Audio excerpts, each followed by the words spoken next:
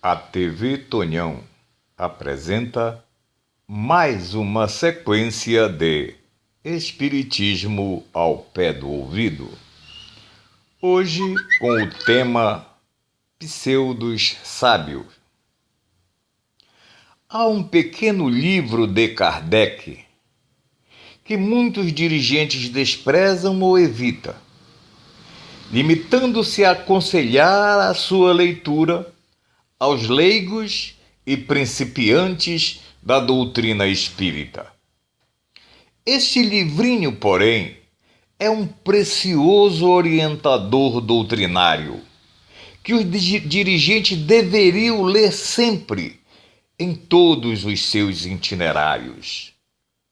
Este pequeno volume, altamente aconselhável, na verdade, é o livro O que é o Espiritismo, também de Kardec na realidade.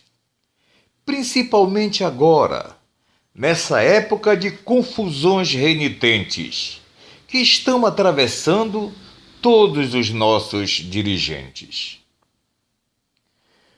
Grupos familiares e demais deviam ler este livro diariamente, até para evitar as confusões habituais que se fazem constantemente.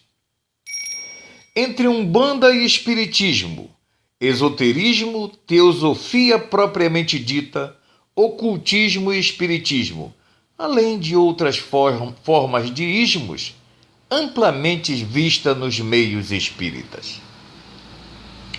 São as confusões de origem mediúnica, oriundas de comunicação, de espíritos que se apresentam como grandes instrutores, então, dando sempre respostas e distribuindo solução. Trata-se de espíritos pseudo-sábio, segundo a escala espírita sumária. Não obstante, suas mensagens estão assumindo o papel sucedâneo, então, de nossas obras doutrinárias, levando até grandes oradores espíritas a fazerem afirmações de natureza ridículas em suas palestras e reuniões, com evidente prejuízo ao bom conceito, na verdade, do movimento espírita, atropelando a codificação na realidade. Desde todos os tempos, espíritos mistificadores, falsos profetas da erraticidade, espíritos pseudo-sábios com penhores, trabalham, conscientes ou não, na ingrata missão de ridicularizar a doutrina e seus labores. Mas a responsabilidade dos que aceitam e divulgam estas mensagens não é menor que a dos espíritos que transmitem as inverdades. Por isso mesmo é necessário que os confrades equilibrados não cruzem os braços diante dessas ondas de espíritos perturbados, procurando abrir os olhos de quem facilmente se deixam ser levados. O Espiritismo é doutrina de bom senso, de equilíbrio, de esclarecimento, de problemas espiritual e não de hipótese sem base, afinal, ou de suposições em provimento. As linhas seguras da doutrina estão na codificação kardeciana, na verdade. Não se deve esquecer, a codificação representa a realização da promessa do Consolador na realidade. Deixar de lado a codificação para aceitar novidades confusas e inseguras é simples temeridade. Tanto mais quando essas novidades, que são mais velhas então do que a própria doutrina espírita e da própria codificação. O estudo e os debates devem cingir-se às obras da codificação, Substituir as obras fundamentais por outras psicografadas ou não é um inconveniente que se deve evitar de antemão. O aprendizado doutrinário requer sequência e unidade para que se possa alcançar uma visão global da doutrina no seio da realidade.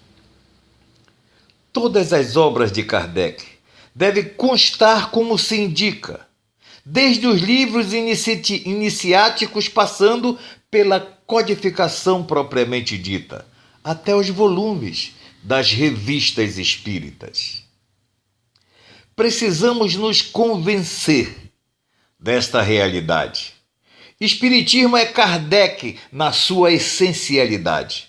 Foi o estruturador da doutrina assistido pelo Espírito de verdade.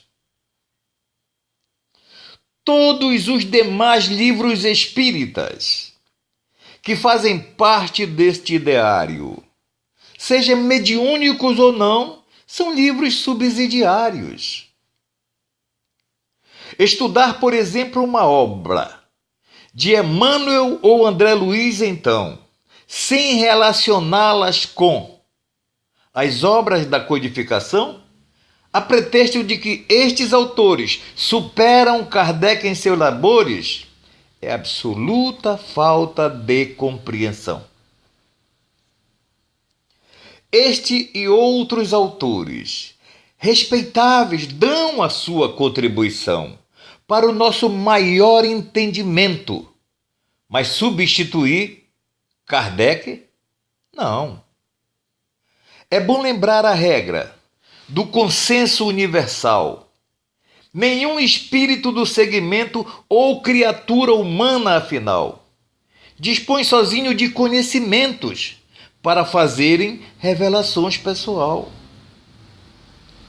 Este tipo de revelações individuais pertencem ao passado realmente, a tempos anteriores ao advento da doutrina espírita, consequentemente.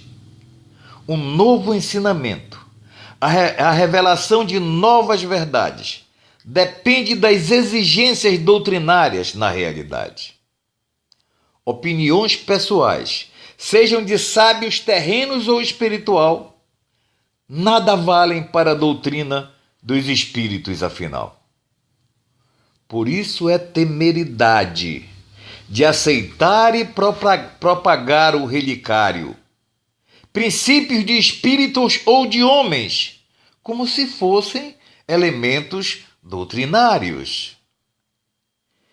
Quem se arrisca a isso de maneira ordinária revela falta de bom senso, além de falta de convicção doutrinária. O Espiritismo não é uma doutrina que tenha pontos obscuros, fechada ou estática, mas sim aberta ao futuro. Não obstante, essa abertura está necessariamente condicionada às regras de equilíbrio e de ordem que sustentam realmente. A verdade é a eficácia da estrutura doutrinária permanente e legalista, como a química, a física, a biologia e as demais ciências ativistas. O Espiritismo não é imutável, está sujeito a mudanças consideráveis com o avanço do conhecimento espírita. Mas, como em todas as ciências, esse avanço está naturalmente subordinado a exigências de um critério racional e permanente, da comprovação objetiva por métodos científicos, certamente, e do respeito que podemos chamar de natureza da doutrina comumente. Introduzir na doutrina práticas provenientes de correntes espiritualistas anteriores a ela, certamente, seria o mesmo que introduzir na química, superadas as práticas extintas da alquimia, realmente. Nasce daí as mistificações, como a de Rustang, tristemente, que, mesmo com as afirmações ridículas, muitas pessoas se apegam emocionalmente, o que as torna fanáticas e incapazes, certamente, de perceber os enormes absurdos nelas contidas, infelizmente. Por outro lado, os espíritos superiores realmente só se manifestam dentro das condições culturais do grupo, evidentemente, não tendo interesse posteriores de se destacar realmente.